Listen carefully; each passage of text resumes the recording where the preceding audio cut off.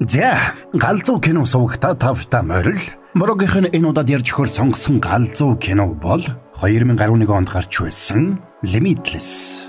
Тархиа тултал нь ажиллавал юу болдог талаар өгүүлэх энэ галзуу сонирхолтой киног мөрөн ярьж өгөхөөр сонголоо. Тэгээд энэ галзуу киног та нарт ярьж өгөхөд дугаарын хамтрагчаар Монголд төдийгүй дэлхийд танигдсан галзуу брокер EBC Financial Group хамтран ажиллаж байна. Энэ галзуу киноны тайлбар эхлэхээс өмнө та нар маань саба дараагүй бол саба, дарцсан бол лайка дарахтал тэгээд болоо явчихж байгаа юм шүү. За тэгээд нэмж олон тав юм ярилгүй энэ галзуу киноны тайлбартаа хэдүүлээ орцгоё.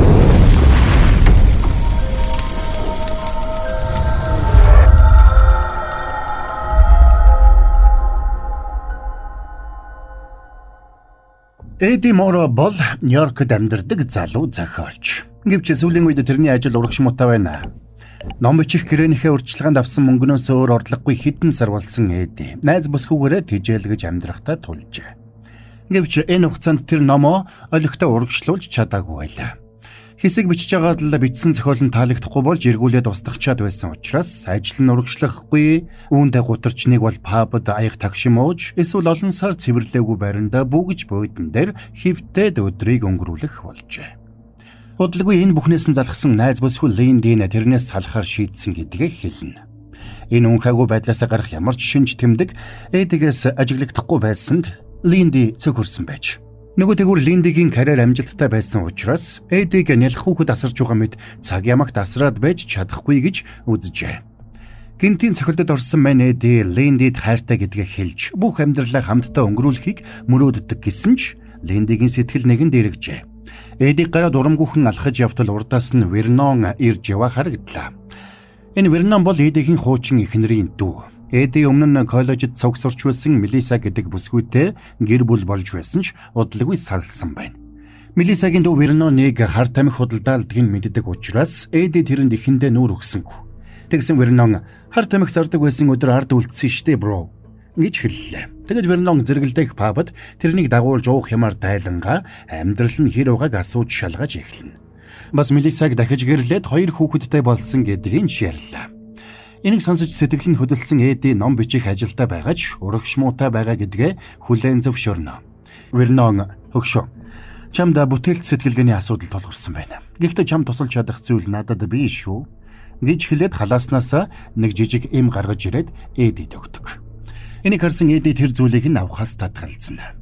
Хар тамхи ингэж зардаг болоо юу? Энэ хар тамхи бишээ, эм эцсийн бүтээгдэхүүн. Лабораторийн тестэд авцсан.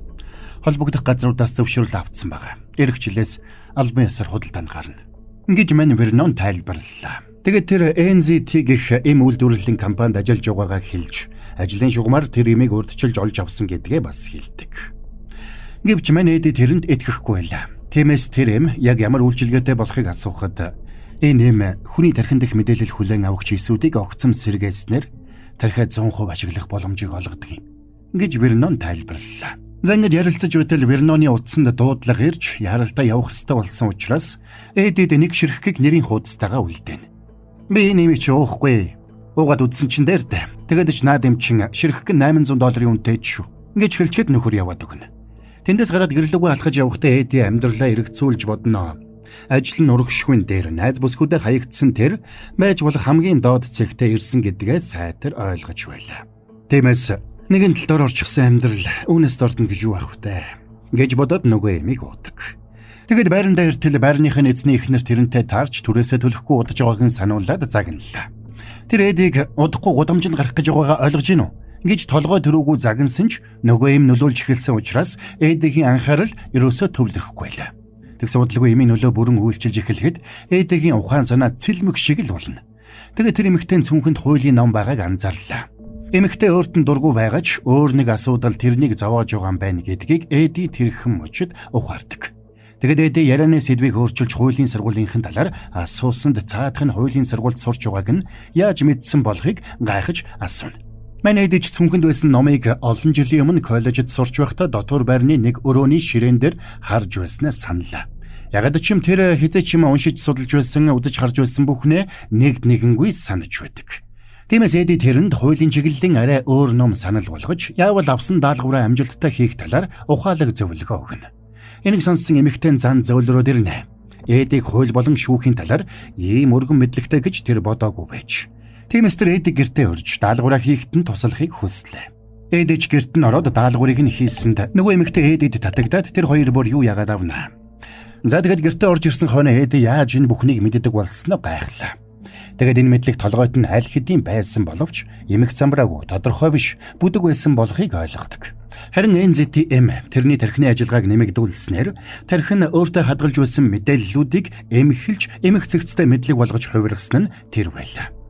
Ингээд Эдигийн үзсэн кино, уншсан сэтгүүл, заалгасан хичээл тэр бүхэл санамсаргүй үзээд өнгөрсөн зар сурталчилгаа хүртэл тэрний хувьд хүссэн үедээ мэдээлэл авах боломжтой эмх цэгцтэй мэдээллийн бааз болон хувирлаа. Тэгээд Эди олон сар цэвэрлээгүй бохир заван гэрээ цэвэрлэнэ. Тэгээд тэр зохиолоо тасралтгүй бичсээр 90 хуудас бүхий эхний төслийг бэлэн болгодог. NZTM тэрний толгойд байсан мэдлэгийг цэгцэлж өгөө зогсохгүй илүү эрч хүч урам зориг өгсөн байна. Маргааш нь болоход эмийн нөлөө гарсан болохыг Эди мэдэрлээ. Тэгээд тэр бичсэн зохиолоо аваад редактор дээрээ очино. Редактор нь бичсэн зохиолыг нь чанартай болсон гэдэгт итгэхгүй байсан ч дуртай дургүй уншихаар зөвшөөрдөг. Тэгээд Эди гэртээ ирээд удаагүй байтал гэрлүүн залгаж зохиол нь сайн болсныг хүлээн зөвшөөрч тэрнийг магтан сайшаалаа. Энэнд нь Эди баярлсан ч өөрт нь дахиад NZTM хэрэгтэй болохыг ойлгоно. Тэгээд хэсэг бодсны эцэст Верноны гэрлүү явлаа. Вернон Эдиг харсан даруйд тэрэнд юу хэрэгтэй болохыг шууд ойлгоно. Гэвч Верноны царай хөхнөц болсон байгааг Эди хараад гайхдаг. Тэгэд юу болсныг асуусан ч Вернон энэ талаар юм ярихгүй булзааруулад байлаа.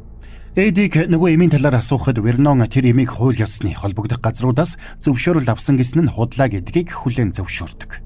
Гэвч мань Эдид одоо тэр чухал биш болсон байлаа. Тиймээс тэр эмнээс дахиад олныг авъя гэхэд Вернон тэгвэл надад баг сах юм хийж өгөх хэрэгтэй болох нь дээ гэж хэлээд Эдиг хим цэвэрлэгэнээс хувцас авчруулахаар явуулдаг. Бас өглөөний цай авчрахаа мартва гэж сануулна. Энийг нь Эдич өгдөөгүй зөвшөөрлөө. Тэгэд Эди Верноны хувцсыг бас ойр зур идэх юм аваад иртэл гэрийн хаалганд нээлттэй. Верноны гэрийг хэн нэгэн онгичсан байдалтай байлаа. Харин тэрний толгойд хэн нэгэн сум зоочгож. Ингээд Эди цагдаа руу залгаж гэмт хэргийн талаар мэдээлсэн ч цагдаа нар ирэхээс өмнө Верноны нуусан NZTM-ийг олох хэрэгтэй гэж бодоод гэрийг нь нэгжиж эхэллээ. Тэгэд хэсэг хайсны эцэст шарга шүгэний доор мөнгөлөг цаасанд хийж нуусан бэлэн мөнгө болоод ууд дүрэн NZTM-ийг олж авдаг. Удалгүй цагдаа нар ирээд тэрнийг цагдаагийн газарт аваачна. Эдич цагдаагийн газарт очиод мэдүүлэг өгч тэндээсээ Мелиса руу залгаж болсон явдлын талаар ярьдаг. Ингээд цагдаа нар тэрнийг дуудсан үед бэлэн байгаарай гэж сануулад гэрлүүн явуулна. Гэртээ ирсэн хойно Эди эмнээсээ уусанд бүтээлч сэтгэлгээн дахиад ундарч эхэлнэ. Ингээд бэлэн мөнгөтэй болсон Эди үсээ засуулж шинэ хувцас авч өмсөд нөгөө зохиолынхаа үлдсэн хэсгийг 4 хоногийн дотор л бичиж дуусгадаг. Ингээд зогсохгүй 3 хоногийн дотор төгөлдөр хуур тоглож сурчээ. Бас ямар ч хэлийг анхааралтай сонсвол удалгүй тэр хэлээрээ ярьж чаддаг болсон гэдгээ Эди ойлгоно. Ингээд өөртөө илүү ихтэй болсон мань хүн хүмүүстэй илүү нээлттэй харилцах болж уулзсан хүмүүрээ мэдлэг чадвараараа гайхшруулна. Тэрний ичимхий өөртөө итгэлгүй байдал нь бүрэн арилж хүсвэл юу ч хийж чадна гэдэгтээ итгэлтэй болжээ. Ингээд хүмүүстэй танилцаж явахдаа Эди Wall Street-д ажилладаг Кевин гэгч брокер залуутай танилцлаа. Улмаар Эди юу хийх ёстойг ойлгоно. Тэгэд тэр хувьцааны арилжаа руу орохоор сэтгэл шулуудна. Харин хувьцааны ертөнц рүү алхаж ороход нь Кевин тэрэнд тусалдаг. Ингээд Эди хувьцааны арилжаатай холбоотой номуудыг уншиж, хувьцааны зах зээлийн хөдөлгөөнийг наривчлан судална. Тэгэд NZTM-ийн тусламжтайгаар хувьцааны салбарт хөл тавьсан мань Эди сүүлд үлдсэн $800-оор нэг өдрийн дотор $2,000 болгож өсгөж чаддаг. Харин маргааш нь $7,500 болсон байлаа. Энэ мэтээр нэлээд их ашиг олох боломжтойг ойлгосон Эди багцынхаа хэмжээг өсгөхийн тулд хувьчлан зээл олгодог Ген Надигэгчтэй холбоо тогтооно. Генадич Эдид тэр дорн $100,000 зээлдэг. Гэхдээ зээлэх хүүтэн цагтаа эргүүлж төлөхийг хатуу сануулна. Хэрвээ тийхгүй бол өөр ч аимшигтай зүйл тохиолдож магадгүй ш гэж хэлээд явна. Эдич өөртөө итгэлтэй байсан учраас зээлсэн мөнгөө цагт нь төлж чадна гэдэгтээ итгэлтэй байлаа. Маргааш нь Эди Кевины брокерийн газарт очиод шаргуу арилжаа хийж эхэлнэ. Тэгээд 2-7 хоногийн дотор Эдигийн брокерийн данс $2 сая хүрдэг. За байж гараа. Та нар маань хэдхэн хурам анхаарлаа хандуулчих. Монголд албан ёсны офистай дэлхийн хамгийн том FCA лицензтэй брокер EBC гэж байна. Individual deposit чинь QPay-аар хэдхэн минутанд галзуурах шахмаар хурдан орно гэж байгаа. Тэгээд бүр супер урамшуулал зарлжиж лот цуглуулад бэлэг авна гэж байгаа. Жишээ нь 8 лот 100,000 төгрөг, 498 лот iPhone 17 Pro Max. Цаашлаад бүр нэг өрөө байр ланд 300 хүртэл байна гэд боддоо галзуу юу. Наанч арилжаа хийж чадахгүй гэж юу? Тэгвэл санаа зовлтгүй. 11 сарын 10-наас EBC үнгүй сургалтаа эхлүүлэх гэж байна. Сургалт нь Төв шуудангийн чан хурд байдаг Eco Tower-ын 22 давхарт. Бүгдийг нь заагаад өгөх юм байна. Харин урамшуулалтаа бүртгүүлэхийг хүсвэл description хэсэгт байгаа линкээр ороод бүртгүүлээрэй. Энэ бол зүгээр нэг боломж биш. Энэ бол chance of the year. Монголд төдийгүй дэлхийд танигдсан галзуу брокер EBC Financial Group. Анхаарлаа хандуулсанд баярлалаа. Кино тайлбараа хэдүүлээ үргэлжлүүлцгээе. Ингээд Эдигийн нэр хувьцааны ертөнцид цуурайтаж эхэллээ. Удалгүй Кевин Эди рүү залгаад Wall Street-ийн нэг супер баян хүн өөртөө нь холбогдохыг хүсэж байгаа тухай дуулгана. Тэрээр Эди хуучнаас бүсгүй Линдигээ болзоонд урьжээ. Хотын төвийн нэг Итали ресторанд уулзсан Эди тэрний нүдэн дээр зөөгчтөн Италиар ярьж өнгөрсөн хугацаанд ямар амжилт гаргаснаа гайхуулж амждаг. Чамайг салъя гэж хэлэхэд би нойрноосоо сэрэх шиг болсон. Тэр цагаас хойш би маш их хичээж бүх алдаагаа зассан. Эдигийн богино хугацаанд ингэж гайхалтай өөрчлөгдсөнд Линди баяртай байлаа. Тиймээс тэр хоёр эргэж нийлэхээр болж Линдигийн гэрт очиж хамт хонцгоолоо. Тэгэд энэс хойш мань 2 цаг ямагт хамт байхыг хичээцгэн. Нэг өдөр тэр хоёрыг гудамжинд сонин борлуулах цэгээс Эдигийн тухай бичсэн нийтлэлийг уншаад хөгжилтөө аргагүй зогсож байтал нэг хүн өөрийг нь алсаас ажиглаад байгааг Эди анзаарлаа. Тэр хүн нэг л сэжигтэй санагдсан учраас Эди тэр өрөө нөгөө хүн өөрийг нь дагаж явах эсхийг харж цонхон дээрээ хэсэг зогсдог. Тэгсэн гинт тэрний толгой эргэж дайвалзаж байснаа нэг сэрхэд тэр гадаа коридорт зогсож байлаа. Гайхсан Линди тэрнээс юу болоод байгааг асуусан ч Эди яаж гадагшаа гарч ирснээ сандаггүй. Маргааш нь Эди Кевин хоёр Wall Street-ийн алдартай тэр бомтонтой уулзаж өдрийн хоол идчихсэн. Кевин айд сандарч байгаагаа нуухгүй байсан бол Эди тайван сууж бүх зүйл сайхан болно гэдэгт итгэлтэй байлаа. Тэр хүнд эргэлдсэн, тэнэгэлдсэн нэг тийм таамагласан байдлаар хариулт өгч болохгүй шүү. Бүх зүйлийг шулуухан л хэлэх хэрэгтэй. Тэгэхгүй бол хоёулаа тэрнийг үүр талдана. Ингэж Кевинийг хэлэхэд Эди энэ тал дээр санаа зовхгүй байгаагаа хэлнэ. Удалгүй тэр бомтон Карл Ван Лун хамтрагчийнхаа хамт ирж ширээнд нь суулаа. Хамтрагч нь Эдиг яаж ийм хурдан амжилтанд хүрснийг гайхаж байгаагаа хэлсэнд Эди олон нийтийн сэтгэл зүйн байдал болоод хувьцааны үнийн шилжилт хөдөлгөөний уялдааг тооцоолдог тусгай томьёог бүтээж чадсан гэдгээ хэлээд надад агуу амжилтанд хүрэх төсөөлөл байхгүй. Харин агуу амжилтанд хүргэх жинхэнэ жорби гэж хэлсэн нь Карлд онцгой сэтгэл төрүүлдэг. Ингээд ресторанаас гарч явах замд Карл Эдид компаниудынхаа талаар мэдээлэл бүхийг хавцсыг өгөөд ямар алхам хийвэл хамгийн ашигтай байж болохыг өөрийнхөө томьёогоор шинжилж үзхийг хүсдэг. Учир нь Карл өрсөлдөгч Хэнк Атвудын компани нэгтгэх хэсэг талаар шийдвэр гаргах гээд чадахгүй эргэлзэж байж. Гэвч Карл энийг Эдид хэлээгүй байна. Эдид ч хавцтай бичиг баримтыг үзсэн даруйда тэрнийг томоохон компани нэгтгэх санаатай байгааг нь хэллээ. Богино хугацаанд ийм оновчтой дүн шинжилгээ хийж чадсан Эди Карлд бүрч онцгой сэтгэл төрүүлдэг. Тиймээс Карл тэрэнд хоёр компаниг ашигтай байдлаар нийлүүлэх саналыг боловсруулах даалгавар өгөөд маргааш эргээд уулзахаар болцгооно. Эди ч энэ саналыг баяртайгаар хүлээж аваад машинаас буулаа. Гэхдээ энэ удаад шууд гэрлүүгээ явсангүй. Харин гудамжаар алхахаар шийддэг. Тэр алхаж явахдаа аль болох их мэдээллийг хуримтлуулж авахыг зорино. Гэвч тэрний ухаан санаа үе орж гараад зарим газарт яаж ирснээ ч санахгүй байлаа. Тэрээр тэр хэд хэдэн үдэшлэг дамжиж яваад янз бүрийн бүсгүүчүүдтэй танилцж эцэст нь нэг загвар өмсөгч бүсгүүтэй жижигхэн мотелд хондог. Гэвч энэ бүх хугацаанд Эдигийн толгой эргэж ухаан санаа нь орж гарсаар байлаа. Бас Эдигийн өмнө нь анзаарсан тэр хүн одоо ч тэрнийг сэмхэн дагсан хിവэр. Эди тэр шөндөө мотелоос гарч метро руу явсан ч бүлэг залуустай таарад тэдэнтэй зодолдох болно. Аз болоход Эдигийн эмний нөлөө гараагүй байсан учраас тэр өмнө нь зурагтаар үзчихсэн тулааны хичээлүүд болоод тулаантай кинонуудаас санаж тэдэндээ хизээ язааны чадварлаг тулаанч мэтэр тулалдаж бүгдийг нь ялж чадна. Тэгээд тэр тэндээсээ гэрлүүгээ явхаар гүйсэн ч нэг ухаан орхид Бруклиний гүүрэн дээр зогсож байлаа. Яаж ирснээ ч сандгүй. Ингээд маргааш нь болоход сэрүүлэг дугарч тэрнийг Карлтай уулзах ёстойг нь сануулна. Дахиад ухаан санаа нь орж гараад байх вэ гэж болгоомжлсон Эди энэ удаад NZT имээ уухгүй байхаар шийдээд өөрөө бие дан судалгаа хийх гэж оролцсон ч тэнд байсан тоонуудыг огтхонж ойлгодгүй. Тиймээс аргаа барсан Эди Кевин л утастаад уулзалтыг хойшлуулж өгөхийг гуйдаг. Гэвч хэрвээ энэ удаад уулзалтыг хойшлуулвал дахиж уулзах боломж гарахгүй гэж Кевин хатуу сануулсан учраас аргагүй байдалд орсон Эди уулзалт руу явж очлоо. Гэвч эмээ угаагүй Эдди өмнөх шиг анхаарал нь төвлөрч чаддаггүй. Тэр бүхэл ярихдаа төгдрээд ээрч муурч байлаа. Эдиг хэвийн биш байгааг анзаарсан Карл тэрнээс гол өрсөлдөгч болох Хэнк Эдвудын талаар асууж тэдний компанид нэгдэх нь ухаалаг алхам эсхийг лавллаа. Сонирхолтой нь Хэнк Эдвуд ч бас Эд шиг хинч биш байж байгаад хувьцааны ертөнцид маш хурдтайгаар өсч чадсан нэгэн байж.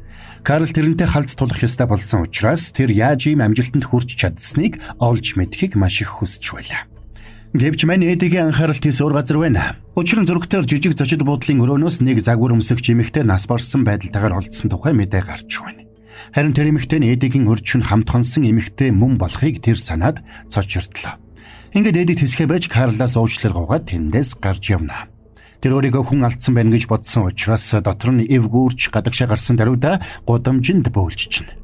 Тэгээд гэртээ ирээд өнгөрсөн бүхнээ санах гэж оролдож байтал салсан эхнэр Мелиссаны гэрийн утсанд нь дууд шуудан үлдээчих.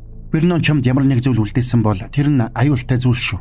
Гисний Эди сонссон даруйда Мелиссатай ярьж яралтай уулзах хэрэгтэй байгаагаа хэлнэ. Мелиссаж дурамжхан зөвшөөрлөө. Тэгээд Эди Энзитиг их тэр имийг судалж үзэхийн тулд Верноны тэмдэглэлийн дэвтрийг нээгээд тэнд байсан Энзитиг хэрэглэгчдийн утасны жигсаалтын дагуу залгаж эхэлсэн ч тэр хүмүүсийн 3 нүхсэн. Бусд нь бүгд биеийн байдал нь маш муу эмнэлэгт байгаа болохыг олж мэдээд айна. Тэр хүмүүсээс толгой нь хүчтэй өвдөх, бөөлжих шинж тэмдэг илэрч зарим нь бүр комонд орсон байна. Эцэст нь Эдиний хүн лөө залгахтал гэнэт ард нь сууж байсан хүний утас дуурч тэр хүн утсаа авна. Эди эргэж хараад тэр хүн өмнө нь өөрийг нь дагаад байсан хүн болохыг таниад айж тэндээс бушуухан зугтаасанд нөгөө хүнч тэрнийг хөөгөөд гүйж эхэлдэг. Аз болоход Эди таксинд дамжиж суугаад Мелиссатай уулзахаар болцсон газартаа хурж ирнэ. Сонирхолтой нь Мелисса Верноныг удаан амьдрахгүй гэдгийг мэдэж байж тэр бүхэл Мелисса өөрөө ч Энзити имийг ууж үдсэн. Тэгээд хэсэг хугацааны дараа бүр мөсөн болсон гэдгээ Эдид хэлнэ. Учир нь тархийг урт хугацаанд байнгын өндөр хүчин чадлаар ажилуулах нь тархийг ядаргаанд оруулж улмаар олон янзын сөрөг үр дагаврууд гарч эхэлдэг болохыг тэр анзаарсан байлаа. Тиймээс Мелисса айж тэр имийг ууха болсон байж. Гэвч Мелисса жирийн үеэсээ илүү анхаарал төвлөрөл муутай болж ажлаа сайн хийж чадахгүй болсон байна. Тэр цагаас хойш 2 жил өнгөрсөн ч сөрөг үр дагавар нь одоо ч арилахгүй байгаа гэдгийг тэр бас Эдид ярьлаа. Тэгээд тэр имийг уухгүй байхыг зөвлөд. Гэхдээ доозоо багасгах замаар зогсоохорой. Огсом зогсоовол амь насанд чинь аюултай гэж хэлээд салж явна. Тэгээд Эдиг гэртээ иртэл үүдэнд нь Геннадийг хүлээж байлаа. Тэр Эдиг багалзуурдаж аваад зээлүүлсэн мөнгөө нэгсэнд Эдич банк руу яваад мөнгө өгч нөхчээ гэж учирлаа. Эдиг хуурч хүн гэж бодсон Геннади тэрнийг элэгдэж унгаахтаа гартаа атгсан эмийг нь харлаа. Энд чинь яадаг эдээ? Наадах чинь зүгээр асприн биш л байна да. Тэгээд Геннади эмийг хар тамхи гэж бодоод залгиж орхино.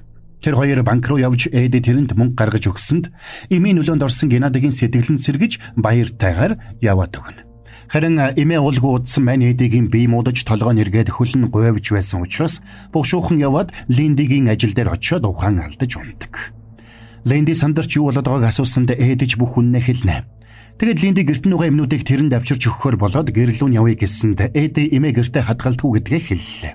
Тэгсэн Эди эмнүүдээ нуухын тулд Линдид бэлгэлсэн сүвнэр дотор хийгээд Линдигийн гэрт нь тавьчихсан байж. Линди энэнд нь дургуутсан ч Эди туслахын тулд гэрлүүгөө явж эмнүүдийг авна. Тэгээд эмийг нь аваад таксинд суусан Линди өөрийг нэг хүн дагаад байгааг анзаарлаа. Тэр Эди рүү залгаж энэ тухай хэлсэнд Эди тэр хүн маш аюултай учраас цагдаа дууд чадахгүй бол хурдан зугтаа гэж зөвлөнө. Айсан Линди таксинаас бууж цэцэрлэгт хүрээлэн лөө зугтаасанд нөгөө хүн чараас нь салахгүй дагсаар. Линди цэцэрлэг түрээлэнд явж байсан 2 залуугаас тусламж гуйсан ч нөгөө хүн тэр 2 залууг өчиггүй хутгалаад алчлаа. Энэ зур Линди нэг ботны ард нуугдаад Эди рүү залгаж болсон бүхнийг ярина. Аргагүй байдалд орсон Эди тэрэнд эмнүүдээс нэгийг уул тэр нөхцөл байдлаас яаж гарах арга олно гэдгийг хэлсэнд Линди ч нэг эмийг ууж орхилоо. Тэгсэн удалгүй эм нөлөөлж эхлэхэд Линди юу хийх ёстойгоо шууд ойлгоно. Тэгээд ойролцоо байсан мөсөн котог тэр очлоо. Тэгсэн нөгөө хүн ойрдож ирэхдээ зэрэгцээд тэнд гулгаж байсан охиныг барьж яваад тэшүүрээр нь тэр хүний нүрийг зүсээд тэндээс зогтдог. Линди Эди дээр очиод эмийг нь уулгаж хамтдаа нэг зочид боотолд нуугдана. Маргааш нь Эдигийн биеийн байдал дээрдэж би эргээд ирлээ гэж урамтай хэлэхэд Линди тэрэнд энэ бол жинхэнэ чи биш гэж хэлнэ. Учир нь тэр юм хүнд яаж нөлөөлдөг болохыг Линди өөрийн биеэр мэдэрсэн шүү дээ. Энэ юм чамд ялагдчихгүй болсон мэт мэдрэмж төрүүлж байгаа. Гэхдээ энэ жинхэнэ чи биш. Би энэ нэмийг уусан байхдаа өөр хүн болсон. Би жирийн үедээ хизээч хийхэргүй зүйлээ хийсэн. Энэ нэм бидний ажлын дараа гэхэд ямар амжилтанд хүрэхийг төсөөлж гинэ. Тэгвэл чи над ирээдүйдээ надгүйгээр ганцаараа хүрээрэй. Би өөрсдөө энэ аюултай байдлаас гаргаж хангалттай мөнгө олсон даруйда энэ нэмийг уухай болно. Би энэ нэмийг болох гэж хичээж байгааг чи харсан биз дээ. Чамайг болж чадна гэж найдаа. Эдийг гадаа гарсанд Геннади тэрнийг дагаад ирчихэж. Геннади өөрт нь дахиад им хэрэгтэйг хэлсэнд Эди тэрэнд цөөхнийг өглөө. Гэвч Геннади зогсохгүй дахин ирсээр байдаг. Тиймээс Эди өөртөө 2 бие хамгаалагч хөлсөлнө. Дараа нь Карл дээр очиод өмнө нь болсон явдалд уучлал гуйгаад би өвчтөй байлаа. Одоо жинхнээсээ ажиллаж эхлэе. Гэсэнд Карл нэлээд дурамжхан хүлээж авдаг. Чи ийм төвшөнд ажиллаж байгаа бол өвдөх хэрэггүй. Хэрвээ чамайг машин мөргүүл чи юу ч болоогүй юм шиг босоод ажиллаа үргэлжлүүлэх ёстой гэж уурлаа. Гэвч Эдигийн тайлан Карлд онцгой сэтгэгдэл төрүүлсэн учраас Карл Эдиг уучлж үргэлжлүүлээд ажиллах боломж олгоно. Ингээд Эди бизнесийн түүхэнд хамгийн том нэгдэх үйл явдал болох Карл Ван Лу болон Хэнк Эдвуд 2 корпорацийн нэгдэх процессыг гардаж удирдахаар болдог. Энэ зүр Эди сайн унтаж амарч ус сайн ууж арх уухгүй байж эмийнхээ дозыг багасгавал толгой эргэж тасрахгүй явж болох юм байна гэдгийг мэдэрсэн байна. Бас тэр NZT-ийг нь хадгалах нууц халаас бүхий тусгай костюм хийлгэж өмснө. Тэр бүхэл чадварлаг хиймч хөлслөөд NZT-ийн найрлагыг задалж яаж хийж болохыг олж тогтоох даалгавар өглөө. Нэг өдөр Эди өдрийн хоол идэж байтал Верноны үхлийг мөрдөж байсан мөрдөн байцаагч тэрэн дээр ирлээ. Тэгээд саяхан болсон загвар өмсгчийн үхлийн хэрэгт өөрийг нь сэжгэлж байгааг хэлнэ. Учир нь тэр орой Эдиг тэнд байсан гэдгийг гэрчлэх гэрч гарч ирсэн байж. Байдал буруугаар эргэж болзошгүй байгааг ойлгосон Эди Морис Бранд гихч Нью-Йоркийн хамгийн шилдэг өмгөөлөгчийг хөлсөлж авдаг. Ингээд Морисийн тусламжтайгаар Эди гадуур байцаагдахаар болж хүлээж авсан ажлаа саадгүй үргэлжлүүлэхээр боллоо. Эди Карлтай хамт Эдвудтай уулзсан шийдвэрлэх уулзалтын үеэр Эдвудийн бие тааруу байгаа нь илэрхий. Бас Эдвуд Эдигийн төсөөлсөн шиг хөгшин хүн биш байдаг. Харин Карл тэрнийг жүжиглж өгч магадгүй гэж боджээ. Уулзалтын дараа Карл Эдитэй уулзаж үргэлжлүүлээд хамтран ажиллах санал тавьсан ч Эди хамтран ажиллаж туршлах хоримтлуулсандаа баяртай байгаагаа хэлээд цаашид биедан ажиллах хүсэлтэй байгаагаа хэлнэ. Чи энэ бүх амжилтанд авьяас чадвараараа хүрсэн. Гэхдээ над шиг бүхнийг тэгээс эхэлж бүх тэмцлийг өөрөө хийж, бүх тулаанд өөрөө орж, бүгдийг өөрөө бүтээгээгүй. Чамд мэдэхгүй зүйл олон бий. Учир нь чамд энэ бүх чадвар Бурхны бэлэг болж ирсэн болохоос чи өөрийн зүтгэлээр олж аваагүй. Чиний мэдэхгүй олон зүйлийг би мэднэ. Тиймээс намайг өрсөлдөгчөө болгох хэрэггүй. Надтай хамтарч ажил. Би чамд тусгай зээлийн шугам нээж өгье. Үнтэй тоглоом авахар бол дураараа авчвэ. Гэж Карлыг хэлэхэд Эди хэлэх үггүй болж үлдэхэр болдог. Уулзалтын дараа Эдиг зочид буудлын өрөөндөө иртэл хэн нэгэн өрөөг нь онгицсан байлаа. Эмийг нь хайсан болохыг ойлгосон Эди аюулгүй байдлаа дээд зэрэгээр анхаарахаар шийдэж нэг өндөр барилгын орой дээрх үнэтэй пентхаус байрыг аваад хамгийн сүүлийн үеийн хамгаалалтын системээр тонголдог. Тэгсэн удалгүй Эди Геннади 2 гудамжинд халз таарлаа. Геннади ч уусан эмээ ашиглаж баггүй хөрөнгөтэй болжээ. Тэгэд нөхөр Эдигээс дахиад 20 эм өгөхийг шаардаад хэрэг өгөхгүй бол загвар өмсгчийн үхлийн асуудлыг сөхнө гэж дарамтлана.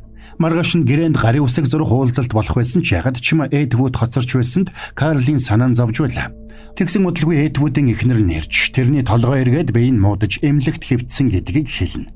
Гэхдээ биеийн сайжирмагц тохиролцооны дагуу гэрээгээ хийх хүсэлтэй байгаа гэдгийг ч бас бадлан хэлдэг. Ингээд Эдвудын эхнэр тэндээс гарч машиндаа суухад тэрний жолооч өөрийг нь дагаад байсан нөхөр мөн болохыг Эди танилаа. Дараа нь Эди цагдаад дуудагдаад гэрчид таниулах үйл ажиллагаанд оролцох ёстой болдог. Тиймээс Эди Питчак Брантэд өгөөд ингэр дээрээ дугаар зүүж дотогш орно. Гэрчид таниулах үйл явц амжилттай болж Эди сэжигтэн байхаа болсон гэдгийг Брант Эдид хэлээд сайхан хийцтэй Питчак байна шүү гэж хэлээд Питчакийг нь буцааж өглөө. Ажил дээр эргэж ирсэн Эди Эдвуд эмнэлэгт комын байдалтай байгаа болохыг олж мэднэ. Тэгээд тэр Питчакныхаа халааснаас эмээ гаргах гэсэн ч эм нь байсангүй. Тэр бүх эмээ алдсан байлаа. Үүнтэй зэрэгцээд тэрэнд хайрцагтай илгээмж ирсэнд тэнд 2 бие хамгаалагчийнх нь гарыг нь тастаад хийцэн байгаа харагдана. Сандарсан Эди Карлын офсоос бушуухан гараад гэртээ ирдэг.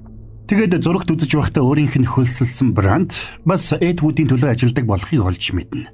Иймхэн зүйлийг ойлгоогүй дэ Эди өөрийгөө шоолж инээлээ. Гэвч энэ үеэр хэн нэгэн хаалгыг нь балбаж эхэлнэ. Хяналтын камерын хартал Геннади залуусынхаа хамтаар гадаа нэрцсэн төмөр хаалгыг нь эвдэх гээд оролдож байгаа харагдана. Аргагүй байдалд орсон Эди байшингийн орой дээрээс үсэрч амиа хорлохоор шийдсэн ч тэр мөчид хаанигтэй ганц ч болов юм үлдээсэн эсгээ бодож эхэллээ. Тэгээд бүх ухаанаа дайчилж бодсны эцэст жижигхэн эмийн савны ёроолд наалдаж үлдсэн нэг эмийг санана. Тэгээд тэр эмийн савыг нээгээд эмийг авсан ч тэр мөчид Геннади хаалгыг нэвдэд орж ирсэн учраас Эди сандрахтай хойно байсан хайрцагт тэглээд эмээ алдчихдаг. Геннадигийн залуус тэрнийг барьж сандал дээр суулгасанд Геннади тэрэнд ЭНЗ-ийн эмийг нь шингэрүүлж тариа болгоод шууд судсандаа тарьдаг болсон гэдгээ хэлнэ. Ингүүл илүү үр дүнтэй, үйлчилгээ нь илүү удаан байдаг юм. Гэвч мань нөхөрт байгаа эм дуусч байсан учраас Эдигээс үлдсэн эмнүүдийг нь авахар ирсэн нь тэр байж. Бас Эди эмнүүдээ хаана байгааг хэлэхгүй учраас тэрнийг тамлах бэлтгэлтэй ирсэн байна. Тэр хоёр залуугийн нэгнийх нь нүд савхар болохыг Эди анзаарлаа. Тэгэд Геннадигийн залуус нөгөөрөө дугаа Сепиг онгойлгохоор төмөр тасдагч ажилуулж байх зур Эди энэ чимээг ашиглаж бүх хүчээ шавхаад өмнө нь нуусан байсан хутгаараа Геннадиг гиндүүлж хутгалаад зүйл дуусгадаг. Эдигийн хүчин шавхагдаж газар дунсан ч Геннадигийн ашигласан тариурыг хараад Геннадигийн цусан дэмийн үйлчилгээ хിവэр байгааг санаж газар дурссан цусыг нь долгож эхэлнэ. Удалгүй им үйлчилсэнд Эди сэргэлээ. Гэвч нөгөө хоёрыг эртэл ухаангүй дүр эсгэж хэвдсээр байна. Тэгээд нөгөө нэг нүдтэй залуу өөрлөө хойртоод Эдиг эргүүлэхэд Эди амандаа нууж байсан тариурын зүгээр тэрний үлдсэн ганц нүдийг хатгаж сохолсонд цаадах нь хаа хамаагүй буудаж эхэлдэг. Тэгээд Эди нөгөө залуу руу дайрч хананд байсан зурагтаа салгаж цохиж унгаасан ч цаадах нь шаггүй тулаанч учраас бууж өгсөнгүй.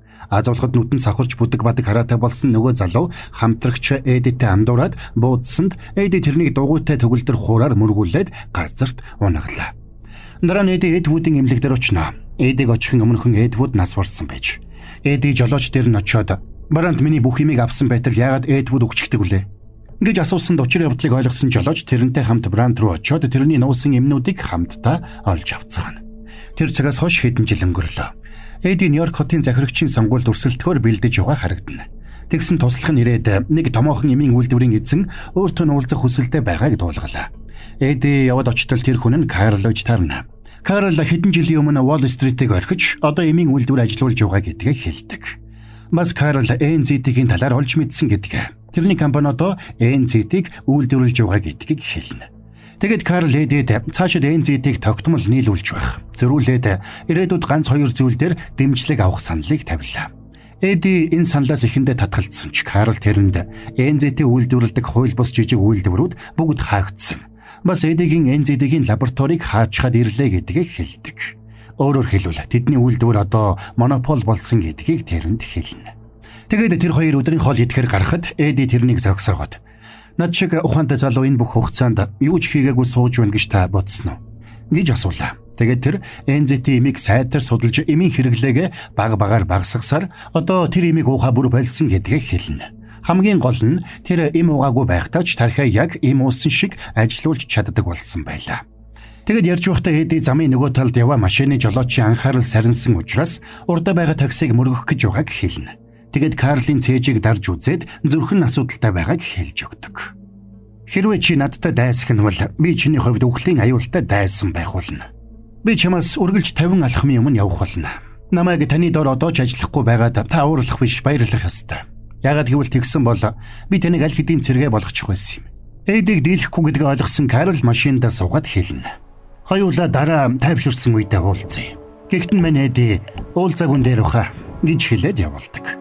Дараа нь Эди Линдитэй хятад хоолны газарт уулзаад хятад хэлээр хоолоо захиалж Линдиг гайхшруулснаар кино маань конец фильма.